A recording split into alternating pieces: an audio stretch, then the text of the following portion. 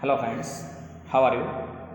I hope that you are fit and fine and doing your homework and study quite well. આશા રાખું કે તમે ખૂબ જ સરસ રીતે તમારો અભ્યાસ કરી રહ્યા હશો, એકદમ મસ્ત અને હેલ્ધી હશો અને પોતાનો ખ્યાલ રાખતા હશો. બરાબર. હવે આજે આપણે એક નવો ટોપિક શરૂ કરવા જઈ રહ્યા છીએ. Today we are going to introduce precis writing. Precis writing means સંક્ષિપ્ત લેખન. We have already learned precise writing in the 10th standard regarding Gujarati subject. તમે ગુજરાતી વિષયના સંદર્ભમાં જોઈએ તો 10મા ધોરણમાં તમે પ્રેસિસ રાઇટિંગ શીખી ગયા છો, સંક્ષિપ્ત લેખન. બસ એ જ બાબત અત્યારે આપણને અહીં 11thમાં પણ આવશે અંગ્રેજીમાં. તો તમે આ બાબતથી પરિચિત છો. શું કરવાનું હોય છે આમાં એ બહુ સિમ્પલ બાબતો છે, છતાં પણ હું તમને રિપીટ કરી દઉં કે કઈ પદ્ધતિથી આપણે પ્રેક્ટિસ કરવાના છીએ. તમને તમારી સપ્લિમેન્ટરી રીડર ફ્લેમિંગોમાંથી જ પેરેગ્રાફ પૂછાશે પ્રેસિસ રાઇટિંગ માટે. તો તમારા માટે જરૂરી બનશે કે ફ્લેમિંગોના જે રીડ છે એ વધુને વધુ તમે રિપીટ કરતા જાઓ. જેટલી વાર શક્ય હોય એટલી વાર તમારે એને રીડિંગ કરવાનું છે, જેથી તમે પેરેગ્રાફથી એકદમ પરફેક્ટ પરિચિત બની જાઓ. કારણ કે એક્ઝામમાં એવા જ પેરેગ્રાફ પૂછાશે જે આપણે પ્રેક્ટિસ ન કરી હોય એવું. તો આ એક પદ્ધતિ છે, જરા તમે ધ્યાનમાં લઈ લેશો. તમને મુખ્ય વિગતો જે લાગતી હોય એને તમારે તમારી ટેક્સ્ટમાં અને એક્ઝામમાં હોય તો તમારા ક્વેશ્ચન પેપરની અંદર પેન્સિલથી અંડરલાઇન દોરતા જવાનું છે. જેટલી જેટલી મુખ્ય વિગતો લાગતી હોય એ બધી તમારે અંડરલાઇન દોરતા જવાનું છે. અને અંડરલાઇન દોરેલી મુખ્ય વિગતો છે એનું તમારું વાક્ય બનાવવાનું છે. હવે એ વાક્ય એવું હોવું જોઈએ એકદમ સિમ્પલ લેંગ્વેજમાં. કોઈ ટેક્સ્ટના સેન્ટેન્સની તમારે કોપી કરવાની નથી. વચ્ચે વચ્ચેથી કોઈ ટેક્સ્ટના સેન્ટેન્સ લઈ અને તમે એનો ઉતારો કરતા જાઓ તો એના માર્ક્સ મળતા નથી. તો તમારે પદ્ધતિસર એ વાક્ય રચના બનાવવાની રહેશે. ભલે સિમ્પલ હોય પરંતુ સરળતાથી એ બધા પોઈન્ટ્સ એમાં આવી જાય એવો પ્રયત્ન કરવાનો છે. વધારાની રિપીટ થતી બાબતો છે અથવા બિનજરૂરી વર્ણન છે એને તમારે અવોઇડ કરવાનું છે. જે મુખ્ય વિગત બની છે એને જ આપણે એમાં સમાવેશ કરીશું. ઓકે, તો જુઓ અહીંયા મેં તમારા માટે પ્રયત્ન કરેલો છે. થોડા પેરેગ્રાફ્સ મેં લખીને તૈયાર કર્યા છે, તો તમે એને સરસ રીતે જોઈ અને તૈયાર કરી શકો છો. પહેલાં આપણે તમારી ફ્લેમિંગોના ફર્સ્ટ પેજ ઉપર જે ફર્સ્ટ રીડ છે એ વાંચીએ. એના કેટલાક શરૂઆતના 3 પેરેગ્રાફ મેં લીધેલા છે. જુઓ. The animals of the forest arranged a dance party and everybody was waiting for the moment. જંગલના પ્રાણીઓ એક ડાન્સ પાર્ટીનું આયોજન કર્યું અને દરેક પ્રાણી આ ક્ષણની રાહ જોઈ રહ્યા હતા. And all the animals had a dress, new dress, અને બધા જ પ્રાણીઓને પહેરવા માટેના નવા પોશાક હતા. But the flamingos which at the time were all white, પરંતુ તે સમયે બધા ફ્લેમિંગોઝ હતા એકદમ સફેદ કલરના જ હતા. ડીડન્ટ હેવ એનીથિંગ ટુ વેર, જેમની પાસે કોઈ નવા પોશાક પહેરવા માટે ન હતા. દે ફેલ્ટ અગલી એન્ડ રિડિક્યુલસ, તેમને ખૂબ જ ખરાબ લાગ્યું, ખૂબ જ હાસ્યાસ્પદ સ્થિતિમાં મુકાઈ ગયા. And they didn't like any shoe, તેમને બીજા કોઈ શૂટ પણ પસંદ પડ્યા નહીં. Desperate, they went to the owl's house, ચિંતિત બનીને તેઓ ઓલ એટલે ઘુવડના ઘરે ગયા. Who was the most prestigious dressmaker of the forest, જે આ ફોરેસ્ટનો પ્રેસ્ટિજિયસ એટલે પ્રતિષ્ઠિત ડ્રેસમેકર હતો. She designed for them a pair of striped white and black trousers, તેણે એમના માટે બ્લેક એન્ડ વ્હાઇટ સ્ટ્રીપ પટાવાળું એક ટ્રાઉઝર્સ ડિઝાઇન તૈયાર કર્યું. These were the most marvelous suits that Flamingo had ever worn. આ સૌથી અદ્ભુત પ્રકારનો શૂટ હતો જે ફ્લેમિંગોએ પહેલાં કદી પહેરેલો ન હતો. Now they could go to the party. હવે એ લોકો પણ આ પાર્ટીમાં જઈ શકે તેમ હતા. નવા પોશાક આવી ગયા. When the day came, everybody was very happy. જ્યારે આ ડાન્સ પાર્ટીનો દિવસ આવ્યો ત્યારે બધા એકદમ ખુશ હતા. But the snakes were very worried. પરંતુ સાપ ખૂબ જ ચિંતિત હતા. About the flamingo's trousers. ફ્લેમિંગોના ટ્રાઉઝર લઈને સાપ ખૂબ ચિંતિત હતા. Because they saw that the trousers were made of snake skin. કારણ કે તેમને એવું લાગતું હતું કે આ ટ્રાઉઝર્સ સ્નેક સ્કિન, સાપની ચામડીમાંથી બનેલા હોય. The snakes were indignant. સાપ ખૂબ જ indignant મીન્સ એનો ખીજાયેલા.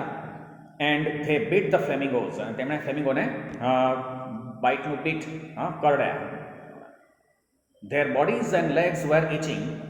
તો ફ્લેમિંગોના શરીરની અંદર ખૂબ જ દર્દ પીડા થવા લાગી. And got hot, અને એકદમ ગરમ થઈ ગયા. So they ran to the lake. તેથી તે ફ્લેમિંગોઝ હતા એ લેક સરોવર તરફ દોડ્યા. Since that day they don't go out of the lake. તે દિવસથી તે લોકો સરોવરમાંથી બહાર આવતા નથી. Because only water can calm the pain caused by the bites. કારણ કે માત્ર પાણી જ આ કરડવાના દર્દથી તેને શાંતિ આપી શકે તેમ હતું. Which left their legs red, જેનાથી તેના પગ એકદમ લાલ થઈ ગયા. And their feathers pink like summer dust, અને તેમના પીછા હતા એ ઉનાળાના સમયે સંધ્યાનું આછું ગુલાબી રંગનું આકાશ હોય તેવો કલરના થઈ ગયા. હવે આ પેરેગ્રાફ તમને આપેલો છે, એમાં તમારે દરેક પેરેગ્રાફમાંથી મુખ્ય લાગતી વિગતોને તમે અંડરલાઈન દોરશો, બરાબર? અને તમે તમારી ટેક્સ્ટમાં પણ એ પ્રમાણે અંડરલાઈન પેન્સિલથી દોરતા જશો. જો આપણે સૌથી શરૂઆતમાં જોઈએ તો જંગલમાં એક ડાન્સ પાર્ટીનું આયોજન કરવામાં આવ્યું, બરાબર? બધા જ પ્રાણીઓને માટે નવા પોશાક પહેરવાના હતા, પરંતુ ફ્લેમિંગોઝ પાસે કોઈ એવા પોશાક પહેરવાના ન હતા. તમે આ પ્રમાણે તમારી ટેક્સ્ટમાં અંડરલાઈન દોરતા જજો. તો ફ્લેમિંગોને ખૂબ જ ખરાબ લાગ્યું, હાસ્યાસ્પદ સ્થિતિમાં મુકાઈ ગયા. એ લોકો ચિંતિત પણ થયા કે હવે કઈ રીતે જવું, બરાબર? એથી એ લોકો ઓલ પાસે ગયા. ઓલ કોણ હતો? તો જંગલનો એક પ્રેસ્ટિજિયસ ડ્રેસ મેકર હતો. તો એણે એમના માટે એક પટાવાળું, બ્લેક એન્ડ વ્હાઇટ પટાવાળું એક ટ્રાઉઝર્સ તૈયાર કર્યું. હવે ફ્લેમિંગોઝ પાર્ટીમાં જઈ શકે તેવી પરિસ્થિતિમાં મુકાઈ ગયા, બરાબર? હવે એ લોકો જઈ શકે તેમ હતા, પરંતુ સ્નેક આ બાબતે ખૂબ જ ખીજાયા. ઓકે, સાપને એક બાબત ગમી નહીં. તમે આ પ્રમાણે તમારી બુકમાં અંડરલાઈન દોરી દેજો.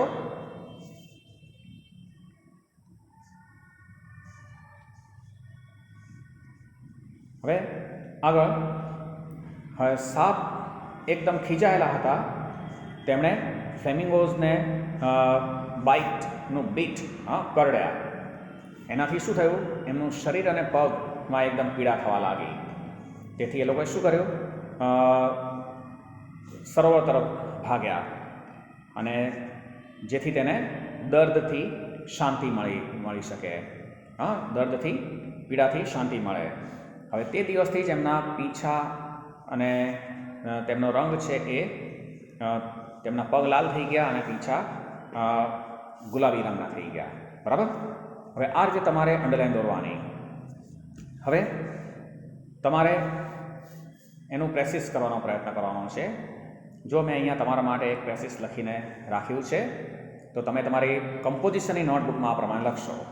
તમારી લેખનની નોટબુક છે, કમ્પોઝિશનની નોટ, એમાં લખશો. જો આમાં શરૂઆતમાં ઉપર લખ્યું છે ટાઇટલ પ્રેક્ટિસ રાઇટિંગ, આ જ પ્રમાણે તમારી નોટમાં પણ તમારે ટાઇટલ આપવાનું. હવે સપ્લિમેન્ટરી રીડર ફ્લેમિંગોમાંથી છે, બરાબર? પહેલું છે પ્રેક્ટિસ, એટલે અહીંયા મેં લખ્યું છે રીડ 1.